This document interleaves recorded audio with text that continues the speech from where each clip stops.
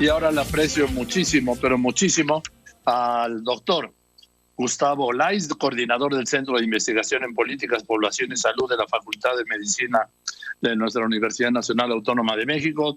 Doctor Olaiz, me da mucho gusto saludarlo y muchas gracias por su gentileza. Buenas tardes. No, igualmente, Joaquín. Igual saludos a ti y a tu auditorio. A ver, doctor, bueno, yo creo que se sigue del virus, SARS, se conoce poco, lo digo a ver si me explico. Se desconoce mucho más de lo que se conoce todavía, ¿es correcto, doctor? Es correcto. O sea, estamos en este proceso de identificación desde las formas clínicas en que se produce, también toda la parte de secuelas que apenas estamos empezando a entender. Esa parte estamos muy atrasados. Igual nos pasa también con vacunas y otras cosas, ¿no? Pero bueno, creo que para la velocidad que se ha tenido en esta pandemia, no vamos tan mal en cuanto a la información que hemos recopilado y lo que conocemos.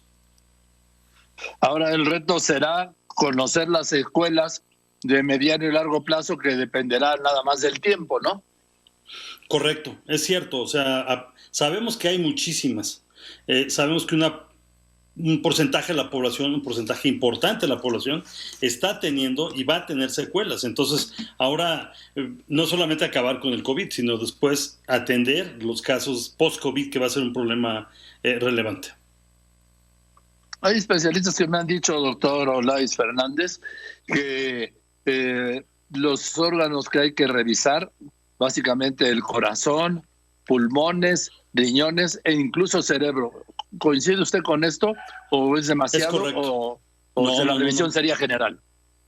No, bueno, primero una revisión general, pero ciertamente son los 4 órganos de choque para el coronavirus y para sus secuelas. Entonces, sí, ahí es donde vamos a tener más problemas. Y algunos muy notables, ¿no? Algunos ya los tenemos. Las restricciones respiratorias, por ejemplo, el efecto que nos deja en los pulmones son cicatrices y eso nos hace perder capacidad respiratoria. Entonces, ya sabemos que hay un grupo importante, puede ser hasta el 25% de la población, que tenga una restricción pulmonar relevante. Entonces, sí hay algunos órganos que es más fácil identificar. Otros, como va a ser el cerebro, va a ser un poquito más difícil de identificar hasta dónde llegan las secuelas del COVID.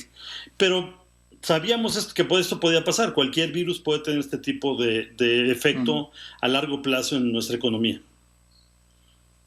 Sí, porque además... obviamente que el mediano plazo hay que esperar que se cumpla y mucho más el largo plazo. Quizá en el mediano plazo se puedan confirmar o desestimar, o en el largo plazo confirmar o desechar algunas de las teorías que hoy se tengan, ¿no? Es correcto, ¿no? O sea, apenas tenemos un año desde los primeros casos. Hemos pasado por muchas etapas, ¿no? De decir, pues no va a durar la inmunidad, ahora sí va a durar, no sabemos qué tanto. Yo creo que dejemos que la evolución y la ciencia nos den los datos que requerimos para saber hasta dónde y qué tenemos que hacer. En el tema ¿usted cree, como me decía una persona, que el ADN del ADN individual pueda hacerlo a uno más vulnerable al contagio o más vulnerable a la profundidad de la infección o incluso a la muerte? Más que el ADN es algunas composiciones de nuestras células, ¿no? De lo que sí ya sabemos muy bien es el tipo de receptor que tiene el virus en nuestro cuerpo. Es un receptor muy especial, el ACE2, pero este ACE2 tiene características peculiares. En algunas gentes se expresa mucho más que en otras, y en quien tenga más expresión va a tener mayor facilidad de unirse al virus. Y además también depende del virus, ¿no? O sea, porque esto no es un efecto nada más de la persona, sino qué tipo de cepa estamos viendo. Ahora con las nuevas cepas sabemos que hay unas que son mucho más eficientes para unirse con nuestra célula y hacer una adherencia más especializada. Estas cepas son mucho más peligrosas. Yo he insistido una y otra vez, doctor, que la mejor vacuna es la que hay y la peor vacuna es la que no se pone. Sobre todo ahora que ha surgido este tema del AstraZeneca en Europa. ¿Usted qué opina? Tienes toda la razón, Joaquín. O sea, realmente la que tenemos que poner es la que está disponible. ¿Cuánta? Toda la que esté disponible. Yo creo que ese es el primer punto. La discusión de AstraZeneca es una discusión interesante académicamente, pero poco práctica. O sea, la verdad es que por unos cuantos casos estamos haciendo un enorme problema de salud cuando no existe, ¿no? O sea, en estos casos lo que hay que hacer es hacer un balance entre el beneficio, que está por acá arriba, o sea, es un beneficio muy importante, y el riesgo, que aparentemente es muy bajo. Entonces, no veo la razón por la que estemos discutiendo ahorita si es o no es importante. Conforme se incremente la información que tengamos, podremos tomar una decisión, pero al principio no parece, ¿no?, que esto sea ni siquiera importante. Yo lo baso en esto, doctor, y porque me lo dijo el doctor Moreno, Francisco Moreno, que usted conoce, que de 17 millones de dosis en Europa se dieron 33 casos en los Países Bajos, y yo estoy diciendo que en México pues van 195,119 muertos al corte de anoche, que pues si hace uno la comparación, con todo respeto, 33 casos en los Países Bajos es nada cuando se comparan con estos decenas de miles de muertos en México, que este mes se superarán los 200,000. Sí, oficialmente vamos a pasar los 200,000, eso es clarísimo. Y por supuesto tienes toda la razón, no hay forma de poner en la balanza los casi 200,000 muertes de este lado y los 33 del otro. Además, esto ocurre en una situación que son peculiares y que tenemos que acabar de analizar. O sea, las poblaciones de México y las de Holanda, por mucho que queramos parecernos, no nos parecemos tanto. Entonces, hay que ver qué pasa en los mexicanos. Esa es la parte que a nosotros nos corresponde hacer. Sí, es que esto lo que está diciendo el doctor Gustavo Olaez Fernández es fundamental. Y yo no digo porque seamos mexicanos, le digo porque pues aquí estamos acostumbrados a respirar lo que respiramos, a comer lo que comemos, a beber el agua que bebemos. Es decir, tenemos una serie de anticuerpos por vivir, por ejemplo, en las grandes ciudades del país, que por ejemplo no los pueden tener en Holanda o en Suecia, ¿no? Es correcto, vivimos en un ambiente un poco agresivo, sobre todo los que vivimos, por ejemplo, en la Ciudad de México, ¿no? Eso no hay duda. Entonces, sí tenemos diferencias importantes. Ahora, doctor Olaez Fernández, vamos lentos con las vacunas, ¿no? Vamos lentos con las vacunas.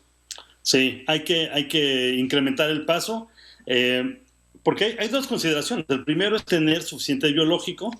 Ahorita México acaba de anunciar que ya recibió algo así como 7,5 millones de dosis y que ha aplicado 4,5 millones.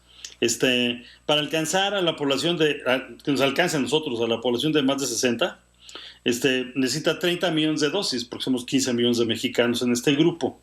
Entonces, alcanzar estos 30 millones, si llevamos 4,5, estamos muy lejos de lo que se puede hacer. Necesitaríamos triplicar al menos el número de dosis diarias para terminar en los siguientes 30 días. Ahora también hay una cosa que para mí es muy preocupante y muy injusta. El sector médico, el sector sanitario, apenas 650,000 ha recibido la doble dosis, o sea, la dosis completa de la vacuna. Y hay decenas de miles de México, yo diría que centenares de miles, no solo de médicos, hablo de toda la cadena del personal sanitario, desde médicas y médicos hasta el personal de limpieza, que no ha sido vacunado, doctor, y que pues es un peligro y sobre todo, insisto, es una injusticia. Así es, o sea, no quiero sonar dramático, pero sí lo es. El personal de salud ha puesto todo de su parte para contender con esta epidemia, empezando por su vida, ¿no? O sea, somos el país que más muertos tienen en personal de salud. No es justo que no sea el primer grupo que esté vacunado y plenamente. O sea, hay que reconocer el trabajo, el esfuerzo, el sacrificio que se ha hecho y reconocerlo de la mejor manera, que es, pues apliquémosle la vacuna a ellos. Ahora, en algunos casos hemos tenido muy buenas noticias con respecto a la ventaja que da algunas vacunas en la primera dosis. Entonces, no es que sea urgente poner la segunda, pero sí es necesario en este personal que es el que está más expuesto y seguirá siendo el más expuesto de todos. Sí, por ejemplo, para el sector privado de la medicina no ha habido ni una vacuna. No, no. Y no es que estén en una situación de tranquilidad, ni mucho menos. Han estado igualmente, o hemos estado trabajando paso con paso en este proceso, o sea, no es menor. Y ahora las ventajas que esto significa es que el médico mexicano ahora, que en algún momento hace mucho tiempo lo platicamos, es que ya aprendimos cómo tratar el COVID, qué no hacer, qué sí hacer, y creo que la población está recibiendo cada vez mejores tratamientos porque el tributo a ese sacrificio del personal de salud ha sido mejores médicos, mejor personal de salud, mejores tratamientos. Entonces hay que aprovecharlos al máximo. Ahora, esto se puede venir abajo si tenemos cepas que desconozcan, cepas nuevas del virus que desconozcan los anticuerpos que hemos hecho contra las cepas originales del COVID. ¿Incluido la vacuna? Incluido la vacuna. O sea, sabemos que algunas cepas reconocen muy difícilmente las vacunas, o las vacunas tienen poco efecto por la forma en que se aprenden, no es que aprenda, pero como se han ido evolucionando para mimetizarse y para no parecer partículas extrañas. Entonces, por eso lo importante no es esperarse, sino decir, vamos a vacunar ahorita, cubrimos a todos y nos olvidamos de este riesgo que potencialmente es muy importante. En fin, pues, doctor, muchas gracias, doctor Olay Fernández, le aprecio mucho y pues para mí es un privilegio hablar con usted. Se le aprecio de verdad, gracias. Muchísimas gracias. Muchas gracias. El doctor Gustavo Olay Fernández, el coordinador del Centro de Investigación en Políticas, Población y Salud de la Facultad de Medicina de la UNAM. Usted me dirá si le sabe el tema o no le sabe. Muchas gracias.